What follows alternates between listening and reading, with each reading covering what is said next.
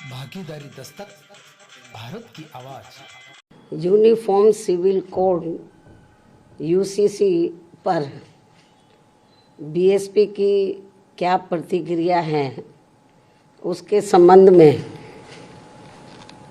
BSP का ये कहना है कि यहाँ विशाल आबादी वाले अपने भारत देश में हिंदू, मुस्लिम, सिख, ईसाई, पारसी व बौद्ध आदि इन विभिन्न धर्मों को मानने वाले लोग रहते हैं,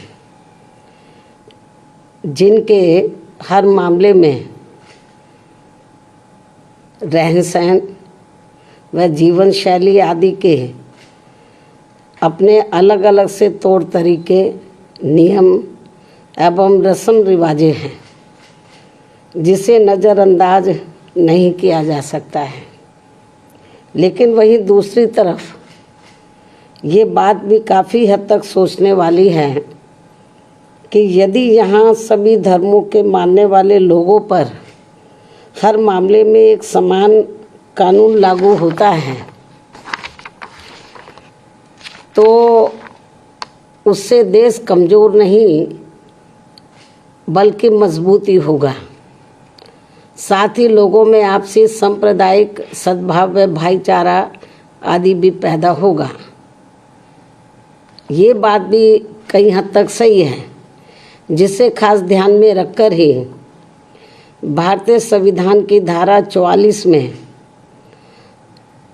समान सिविल संहिता यानी कि यूनिफॉर्म सिविल कोड यूसीसी को बनाने पर प्रयास वर्णित है, उसका जिक्र किया गया है। लेकिन इसे जबरन थोपने का प्रावधान बाबा साहब डॉक्टर भीमराव अंबेडकर के संविधान में निहित नहीं है और इसके लिए जागरूकता व आम सहमति को श्रेष्ठ माना गया है, जिस पर अमल न करके अब इसकी आड़ में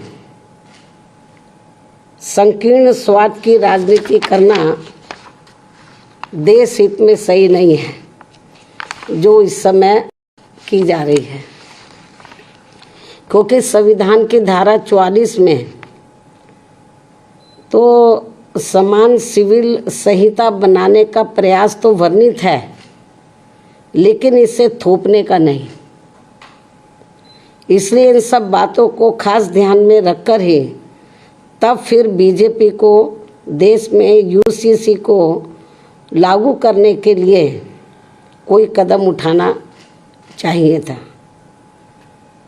इसके साथ ही यहाँ मैं ये भी कहना चाहूँगी कि हमारी पार्टी समान सिविल संहिता यानी कि यूसीसी को लागू करने के विरुद्ध नहीं है, बल्कि भाजपा व इनकी सरकार के इसको देश में लागू करने के तौर तरीकों से सहमत नहीं है।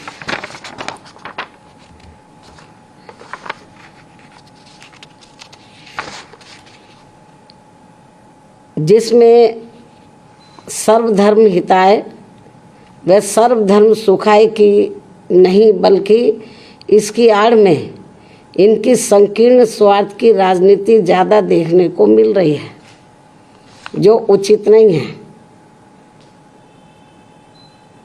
जबकि इससे ऊपर उठकर तब सरकार को इसे लागू करना चाहिए तथा ना ही इसमें कोई धार्मिक पक्षपात होना चाहिए। और यदि भाजपा सरकार ऐसा कुछ करती है तो तब फिर हमारी पार्टी इस मामले में अपना कोई सकारात्मक रुख अपनाएगी, वरना हमारी पार्टी इसका विरोध करेगी। जबकि देश व जनहित में सही तो ये होगा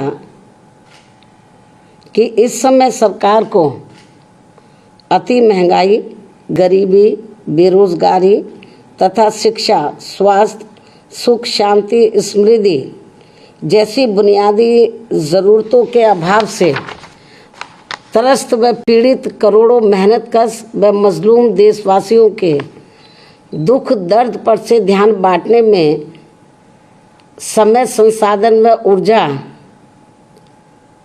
बर्बाद करने की बजाय उनसे मुक्ति पाने पर ध्यान देना चाहिए। जिन समस्याओं से ये लोग, देश की आम जनता त्रस्त है, पीड़ित है, दुखी है, लेकिन इस ओर ध्यान नहीं जा रहा है।